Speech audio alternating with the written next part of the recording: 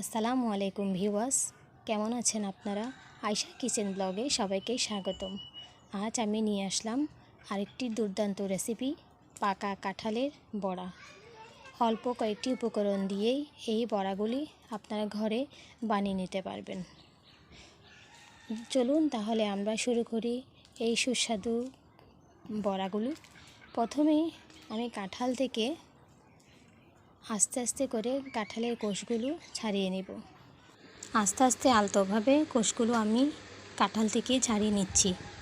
কমপক্ষে 15 থেকে 20টির মতো কোষ আমি ছাড়িয়ে নিলাম। একটি পরিষ্কার ঝাঁকিতে করে কোষগুলো নিলাম। এবার আমি কোষগুলো থেকে বীজগুলো আলাদা করে নেব। বীজগুলো সাদা লেয়ার পর্যন্ত নিয়ে ফেলতে হবে। এবার কোষের উপরের অংশগুলো ভালো করে চটকে নেব, যাতে রসগুলো আলাদা হয়ে যায়। রসগুলো সবগুলো নেওয়ার পর এই রসের সাথে আরও কয়েকটি উপকরণ মেশাবো। চলুন আমরা এই উপকরণগুলো আস্তে আস্তে মেশাই। প্রথমে নিলাম হাফ চা চামচ মৌরি। যেহেতু রসগুলো খুবই মিষ্টি, তাই দিয়ে দিলাম 3 চামচ চিনি। হাফ চা চামচ দিয়ে দিলাম লবণ। মিষ্টি জিনিসের মিষ্টতা বাড়াতে লবণ দিলে কিন্তু খুবই ভালো হয়। এবার দিয়ে দিলাম হাফ চা চামচ ঘি। হাফ চা চামচ দিলাম বেকিং সোডা। এটি কিন্তু এই বড়াগুলো ফুলতে খুবই ভালো সাহায্য করবে। এবার আমি উপকরণগুলো ভালো করে একটি হ্যান্ড উইচ দিয়ে ভালো করে মিশ্রিত করে নেব। পেস্টটা ভালো করে মিশ্রাতে হবে। মেশানোর সময় আমি একটু হালকা পানি দিয়ে দিলাম, যাতে মিশ্রণটা বেশি ঘন না হয়। একটু পাতলা লেয়ার হলে বেশি ভালো হবে, যেহেতু আমি কয়েকটি ঘরের উপকরণ দিয়ে তৈরি করব। আমার মেশানো শেষ। এবার আমি দিয়ে দেবো 1 কাপ সুজি।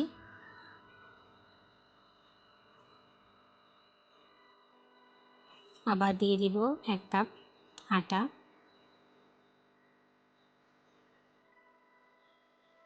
দুইটি উপকরণ দেওয়ার পর আমি আবার হ্যান্ড উইচ দিয়ে উপকরণগুলো সবগুলো ভালোভাবে মিশিয়ে নেব। যতক্ষণ না ভালোভাবে মিশ্রিত হবে ততক্ষণ আমি এভাবে মেশাতে থাকব। এবার আমার মেশানো শেষ। 15 থেকে 20 মিনিট পর্যন্ত আমি ঢাকনা দিয়ে এভাবে রেখে দেব রেস্টে। 20 মিনিট রেস্টে রাখার পর আমি চলে আসলাম এই বড়াগুলো ভাজার জন্য। চুলায় কড়াই দিয়ে তেল ভালোভাবে গরম করে নিচ্ছি। তেল ভালোভাবে গরম হয়ে এসছে। এবার আমি আস্তে আস্তে বড়ার পেস্টগুলো এভাবে দেব। খুব ছোট করে এভাবে দিচ্ছি, যাতে বেশি বড় না হয়। পেস্টগুলো আস্তে আস্তে দেওয়ার পর দেখেন সবগুলো বড়া দিয়ে দেওয়া হয়েছে। একটু ঝাঁকুনি দিয়ে নিলাম, যাতে অল্প তেলে আমি এগুলো ভাজবো। এবার একটি খুন্তির সাহায্যে আমি বড়াগুলো উপর পিট করে নিচ্ছি, যাতে দুই পাশে ভালোভাবে ভাজা হয়। সবগুলো আমার উপর পিট করে দেওয়া শেষ হয়েছে। আমি আরেকবার ঝাঁকুনি দিয়ে নিচ্ছি। যেহেতু খুবই হাই হিট এগুলো হচ্ছে, খুব অল্প তাড়াতাড়ি এগুলোর কি সুন্দর কালার চলে আসছে। বেশিক্ষণ ভাজার কোনো দরকার নেই। আমি এবার এগুলো আস্তে আস্তে তুলে নেব।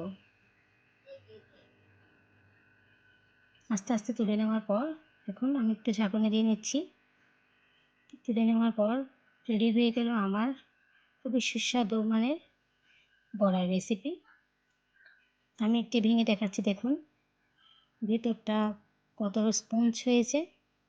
খেতে কিন্তু খুব মিষ্টি। আপনারা চাইলে খুব অল্প উপাদানের মাধ্যমে ঘরে কাঁঠাল থাকলে এই রেসিপিটা ট্রাই করতে পারেন। আল্লাহ হাফিজ।